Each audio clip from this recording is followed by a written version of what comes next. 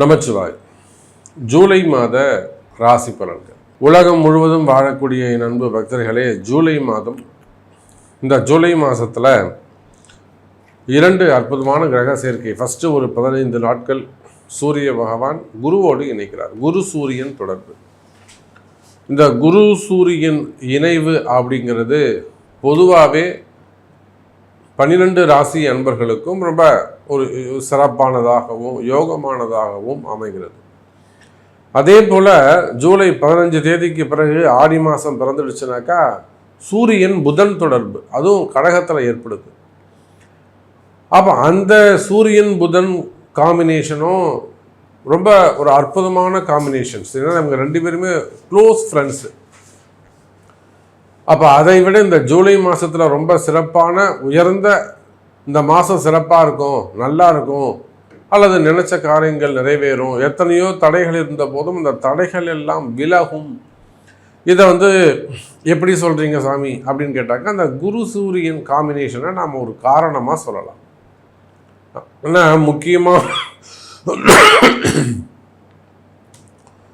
முக்கியமான விஷயங்கள், அதாவது எடுக்கின்ற காரியங்களில் வரக்கூடிய காரிய தடைகள், ஒரு விஷயத்தை ஒரு இடம் வாங்குறதோ அல்லது ஒரு இடத்த விற்கிறதோ இல்லை ஒரு தொழில் அமைக்கிறதோ, இதை நம்ம ஒரு ஷேப்பாக ஒரு நம்பிக்கையாக கொண்டு போகும். ஆனால் நமக்கு தெரியாமல் காலமும் நேரமும் அதில் பல விஷயங்களை குளறுபடிகளை செஞ்சிடும். எதிர்பார்க்காத சில குழப்பங்கள்லாம் நடந்து, நமக்கு தெரியாமலே நடந்து, அதன் பிறகு அது ஒரு ஷேப்பு கொண்டு வந்து அப்புறமா நம்ம கடைசியில் நம்ம ஜெயிப்போம். நேரடியாக நடக்க வேண்டிய விஷயங்கள் அப்படி சுற்றி நடக்கிற மாதிரி இருக்கும்.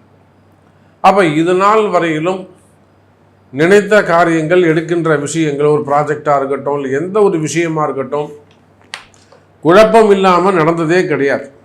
அதுவும் குறிப்பாக இந்த ஏப்ரல் மாதத்துக்கு பிறகு பயங்கரமான குழப்பங்கள் திடீர்னு ஏற்படும். நல்லா போய்கிட்டே இருக்க மாதிரி இருக்கும். அதில் பார்த்தா திடீர்னு ஒரு குழப்பங்கள் இருக்கும்.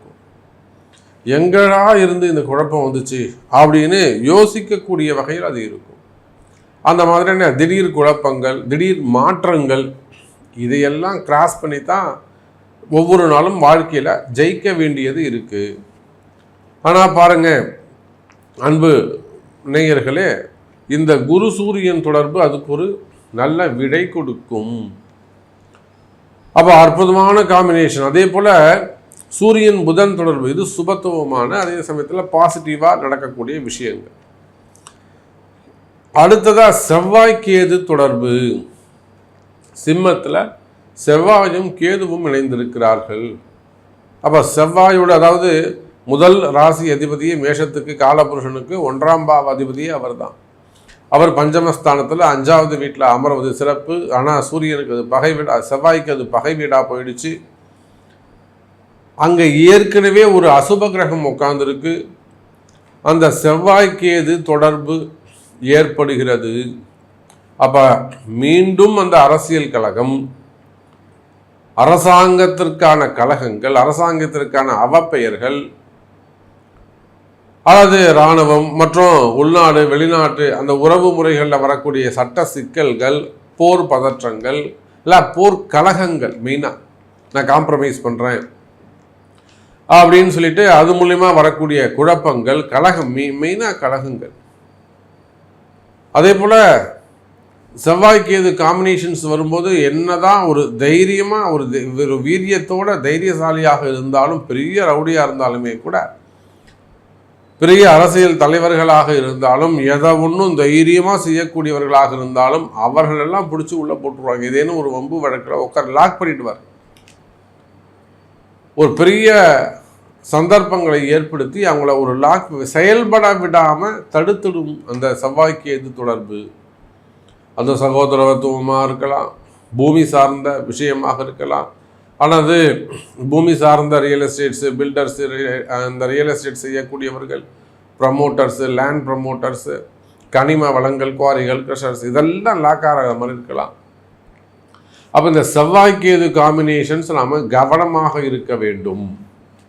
வம்பு வழக்குகள், அரசு அதிகாரிகளுக்கு ஏற்படக்கூடிய அவப்பெயர்கள், இதெல்லாம் அந்த செவ்வாய்க்கு எதுவால், அந்த சூரியன் வீட்டில் இருக்கக்கூடிய செவ்வாய்க்கு எதுவால் ஒரு டேஞ்சரான ஒரு காம்பினேஷனாக இருக்குது. ஸோ இதையெல்லாம் அந்த 3 கிரகத்தையும் மிக்ஸ் பண்ணி ஜூலை மாதம் எப்படி இருக்குன்னு பார்த்துடலாம் பாருங்கள். அன்பார்ந்த மீனராசி அன்பர்களே, மீனராசி அன்பர்களே, அற்புதமான கால நேரம். இதை போல ஒரு கிரக அமைப்பு நீ தேடினாலும் கிடைக்காது. இந்த ஜூலை மாதம் மீனராசிக்கு அவ்வளோ சிறப்பாக இருக்கு.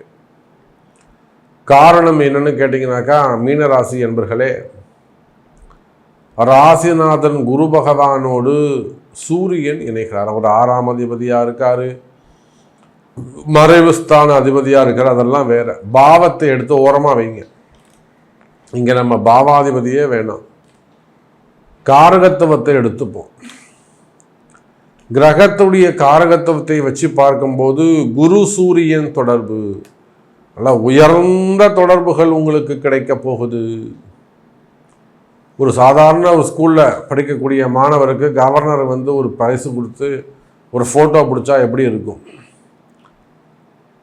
சாதாரண ஒரு கிராமத்தில் ஸ்கூல், கவர்மெண்ட் ஸ்கூலில் வேலை செய்யக்கூடிய டீச்சருக்கு நல்லாசிரியர் விருது கிடைச்சா எப்படி இருக்கும்? அதை போயிட்டு குடியரசுத் தலைவர் கையால் வாங்கினா எப்படி இருக்கும்? அதை போல மீன ராசி அன்பர்களே, உங்களை விட பல மடங்கு உயர்ந்த பெரிய பெரிய மனிதர்களுடைய பாராட்டுக்கள் உங்களுக்கு கிடைக்கும். உங்களை விட உயர்ந்த மனிதர்களுடைய தொடர்புகள் உங்களுக்கு, நட்பு கிடைக்கும், தொடர்புகள் கிடைக்கும், உருவாகும். அப்படி கிடைக்கின்ற பொழுது உங்களுடைய வாழ்க்கை தரம் பல மடங்கு உயரும். ரொம்ப தாழ்ந்த சூழ்நிலையில் இருந்தாலுமே கூட கிடுகிடுகிடுன்னு ஒரு வளர்ச்சி அடையக்கூடிய காலம்.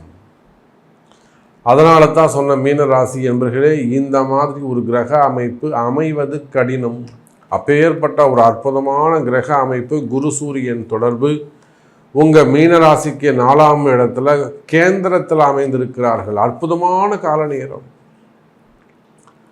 அரசாங்கத்தில் ஒர்க் பண்ணக்கூடியவர்கள், அரசு அதிகாரிகள், கவர்மெண்ட் ஜாப் செய்யக்கூடியவங்க, ஐஏஎஸ்ஸாக இருக்கலாம், ஐபிஎஸ்ஸாக இருக்கலாம், செக்ரட்டரி, சீஃப் செக்ரட்டரி, அல்லது ஐஏஎஸ் துறையில் இருக்கக்கூடியவர்கள், அல்லது வேறு ஏதேனும் உயர்ந்த பதவிகள் இருக்கக்கூடிய டைரக்டர், சேர்மேன், அந்த மாதிரியான அல்லது நிறைய பதவிகளில் இருக்கக்கூடியவர்கள், அரசாங்க பணியாளர்கள், இவங்க எல்லாருக்குமே கூட நீங்கள் வேலை செய்கிற இடத்துல உங்கள் வேலையில் ஏதேனும் எதிரிகளுடைய தொந்தரவுகள் இருக்குமே ஆனால் இருக்கும். உங்கள் எதிரி உங்களை விட ரொம்ப சாதாரணமானவனாக இருப்பான், ஒன்றுத்துக்கும் உதவாதவனாக இருப்பான், அவங்களுக்கு கீழ்ப்படிஞ்சவனாக இருப்பான். ஆனால் அவன்தான் கலகத்தை உண்டு பண்ணுவான். அது ஆணாக இருந்தாலும் பெண்ணாக இருந்தாலும் சரிதான். அன்றைக்கெல்லாம் பிடபிள்யூவில் ஒர்க் பண்ணக்கூடிய ஒரு உயர் அதிகாரி, அவர் சொன்னார்னா அந்த ஜோனலுக்கே அவர் தான் நீர்வளத்துறையில் இருக்கிறாங்க. ஆனால் அதை விட உயர்ந்த ஸ்தானத்தில் இருக்கக்கூடிய ஒரு அமைச்சர், அதே போல் கீழே இருக்கக்கூடிய அவர் கீழே வேலை செய்யக்கூடிய ஒரு பெண், அவங்களுக்கு ரொம்ப தொடர்ந்து கலகத்தை இவர் என்னெல்லாம் செய்கிறாரோ அதெல்லாம் கொண்டு போய் அந்த அமைச்சர்கிட்ட சொல்ல வேண்டியது. இவங்க 2 பேருக்கும் முட்டிக்கும். சொல்லி கொடுக்குறது இந்த அம்மா. அப்புறம் என்ன ஆகுதுங்க, கடைசியில் அவர் கொண்டு ஒரு சட்ட சிக்கலில் மாட்டி விட்டுட்டாங்க. கைது பண்ணி இதனால் வரையில் அவர் என்ன சர்வீஸ் பண்ணாரோ அந்த சர்வீஸ் எல்லாம் பிளாக் ஆகக்கூடிய கால நேரம். சொல்கிறார் அந்த அதிகாரி, சொல்கிறாரு, சாமி நான் ரிட்டையர் ஆனா எனக்கு எந்த பெனிஃபிட்டும் கிடைக்காது, நீங்கள் தான் சாமி காப்பாற்றணும், வாராகி தான் சாமி என்னை காப்பாற்றணும், நான் வாராகியை நம்பி வந்திருக்கிறேன், குருநாதரை நம்பி வந்திருக்கிறேன், வாராகி தான் காப்பாற்றணும். அப்போ ஒருத்தருக்கு ஒரு விஷயம் கிடைக்கல, ஏமாறுறாங்கன்னு சொன்ன உடனே கூட இருக்கக்கூடிய நபர்கள் உங்களுடைய மொத்த ஜாதகத்தையும் கொண்டு போய் போட்டு கலகம் பண்ணிடுறாங்க. அந்த மாதிரி நான் ஒரு உதாரணத்துக்காக இதை சொன்னேன். இதை போல அரசு அதிகாரிகளாகிய நீங்கள் எந்த இடத்துல, உலகம் முழுவதும் எங்கே இருந்தாலும் சரிதான், ரிட்டையர்ட் பர்சனாக கூட இருக்கலாம் நீங்கள், அல்லது பிரைவேட் ஜாப் செய்யக்கூடியவர்களாக இருக்கலாம், தனியார் துறையிலும் இது இருக்கலாம். வேலை செய்கிற இடங்களில் உங்களை தினம் போட்டு கொடுக்கறது, கலகம் பண்ணுறது, வேணும்னு உங்கள் ஜாபை லாக் பண்ணுறது, ப்ரமோஷனை கட் பண்ணுறது, இது போன்ற அவப்பெயர்களை ஏற்படுத்துவது, சட்ட சிக்கலில் கொண்டு போய் உங்களை மாட்டி விடுறது, எந்த மாதிரியான பிரச்சனைகள் எல்லாம் இருக்குமே. ஆனால் அப்படிலாம் கிடையாதுங்க. இந்த மீனராசியில் தப்பு இல்லைங்க இவர் பேரில் அப்படின்னு உண்மை தெரியக்கூடிய காலம். புரியுதா சார்? இவர் மீனராசி சார், நீங்கள் ஆணாக இருந்தாலும் பெண் அதிகாரியாக இருந்தாலும் சரிதான் சார். இவர் மீனராசி சார், இவர் பேரில் தப்பு இல்லைங்க, அந்த அம்மா தான் கலகம், அவரு தான் கலகம் பண்ணி கொடுத்துருக்காரு, உயர் அதிகாரி அவர் சப்போர்ட் பண்ணிட்டாருங்க அப்படின்னு உங்கள் பேரில் நல்ல பேர் கிடைக்கக்கூடிய காலம். அவப்பெயர்கள் விலகி குடும்பத்தில் அல்லது சமுதாயத்தில், தொழில் அமைப்புகளில், அக்கம் பக்கத்தில் தேவையில்லாத மன குழப்பங்கள், தேவையில்லாத மன பயம், வீண் பழி அவமானங்கள், தலைகுனிவுகள், செய்யாத குற்றங்களுக்கான தண்டனைகள், அதிகாரிகளுடைய மிரட்டல்கள், இது போன்ற விஷயங்கள் எல்லாம் உங்களுக்கு நடந்திருக்குமே. ஆனால் உலகம் முழுவதும் வாழக்கூடிய எனதருமை மீனராசி அன்பர்களே, அந்த கஷ்டங்கள் எல்லாம் விலகி நீங்கள் ஜெயிக்கக்கூடிய காலம். உங்களை பற்றின உண்மையான விஷயங்கள், பெருமைப்படுத்தக்கூடிய விஷயங்கள் எல்லாம் மகிழ்ச்சியாக இன்பம் பெருகக்கூடிய மாதமாக இந்த மாதம் அமைகிறது.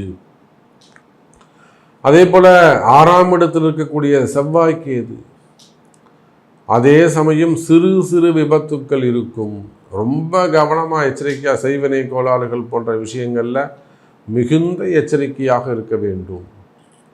மீன ராசி என்பர்களே, உடல்நிலை ஆரோக்கியத்தில் அதிக அக்கறை தேவை. உடல்நிலை ஆரோக்கியத்தில் மிகுந்த அக்கறை தேவை. ரொம்ப எச்சரிக்கையாக, ரொம்ப கவனமாக நடந்து கொள்ள வேண்டும். ரொம்ப நாளாக ட்ரீட்மெண்ட் எடுத்துக்கிட்டு இருக்கீங்க, ஒரு பர்மனெண்ட்டாக ஒரு டிசீஸ் இருந்து வருது, சுகர் இருக்குது, பிபி இருக்குது, அது ஒரு கிட்னி எஃபெக்ட் இருக்குது, கிரியேட்டினா இருக்குது, எலும்பு பிரச்சனைகள் இருக்குது, இது பிளட் ரிலேட்டடாக ப்ராப்ளம் இருக்குது, கேன்சர்ஸ் அது மாதிரி இருக்குது. அப்போ உடல்நிலை ஆரோக்கியத்தில் அதிக அக்கறை தேவை. ரொம்ப எச்சரிக்கையாக, ரொம்ப கவனமாக நடந்து கொள்ள வேண்டும். அப்படி ஏதேனும் ஹெல்த் இஷ்யூஸ் இருக்குமே ஆனால், உடல்நிலை ஆரோக்கிய குறைவுகள், நோய் நொடிகள் இருக்குமே ஆனால், நிச்சயமாக ரொம்ப தொடர்ந்து ட்ரீட்மெண்ட் எடுத்துக்கிட்டு இருக்கீங்க, அது சக்ஸஸே ஆகலை. அப்போ நிச்சயமாக ஒரு முறை உங்கள் பிறப்பு ஜாதகத்தை கொண்டு, சாமி பாருங்கள் எனக்கு இந்த மாதிரி நோய் இருக்குது, நான் எல்லா ட்ரீட்மெண்ட் எடுத்துட்டேன், பெரிய பெரிய ஆஸ்பத்திரிலாம் போயிட்டேன், பட் அதில் என்னால் வின் பண்ண முடியல, நோய் குறைய மாட்டேங்குது, இப்போது இது இன்னும் கண்டினியூ ஆகுமா, இதுக்கு என்ன மாற்று வழி, நம்ம இன்னும் ஆயுள் பாவம் நீடிப்பதற்கு எக்ஸ்டெண்ட் பண்ணுறதுக்கு என்ன வழி இருக்குது, நீண்ட நாட்கள் ஆரோக்கியமாக உயிர் வாழ்வதற்கு என்ன வழிமுறைகள் இருக்குது அப்படின்னு உங்கள் பிறப்பு ஜாதகம்தான் அதை தீர்மானிக்கும். அப்போ நோய் நொடிகள் இருக்குமே ஆனால் ரொம்ப எச்சரிக்கையாக கவனமாக நடந்து கொள்ள. இறை வழிபாடுகள் கை கொடுக்கும், வழிபாட்டு முறைகள் உங்களுக்கு கை கொடுக்கும், கவலை வேண்டாம் மீன ராசி அன்பர்களே. அதே போலத்தான் கடன் சுமைகள், கடன் பிரச்சனைகள், நிச்சயமாக மீனராசி என்பர்களே கடன் சுமைகள், கடன் பிரச்சனைகள் இருக்குமே ஆனால் இந்த மாதம் கடன் சுமை குறைவதற்கு வாய்ப்பு. இஎம்ஐ கட்டுறது, கடன் கொடுத்த வாக்குறுதிகளை காப்பாற்றுவது, இந்த மாதம் நான் உங்களுக்கு இவ்வளோ கொடுத்துட்றேங்க அந்த மாதிரிலாம் சொல்கிறோம் இல்லையா, அந்த கொடுத்த வார்த்தைகளை காப்பாற்றுவது, இஎம்ஐ கட்டுறது. ஸோ கடன் சுமைகள், கடன் பிரச்சனைகள் இருக்குமே ஆனால் அந்த கடன் சுமைகள் குறையும், கடன் பிரச்சனைகள் குறையும். அதே போலத்தான் மனசில் இருக்கக்கூடிய பயம், மறைமுகமான பிரச்சனைகள், கண்ணுக்கு தெரியாத பிரச்சனைகள், மன பயம், மன குழப்பங்கள் இருக்குமே ஆனால் ரொம்ப டிப்ரெஷனாக இருக்குது சாமி, மனசு ஏன் இவ்வளோ குழம்புது, ஏன் இவ்வளோ பயப்படுதுன்னே தெரியல, அது மாதிரி டிப்ரெஷன்ஸ் இருக்குமே ஆனால் அந்த மன குழப்பங்கள் எல்லாம் விலகி மன மகிழ்ச்சியான முறையில் இந்த மாதம் உங்களுக்கு அமையப்போகுது. நல்லது நிறைய நடக்கப் போகுது. ஸோ மீனராசி என்பர்களே, நன்மை நடக்கும், இன்பம் பெருகும் என்பதை சொல்லிக்கொண்டு, உங்களுடைய பிரச்சனைகளுக்கு உங்கள் ஜாதகம் தீர்மானிக்கும் என்பதை சொல்லிக்கொண்டு மீண்டும் வேறொரு அற்புதமான பதிவில் உங்களை சந்திக்கிறேன். நன்றி. நமச்சிவாயம். ஜெய் வராகி. ஜெய் ஜெய்.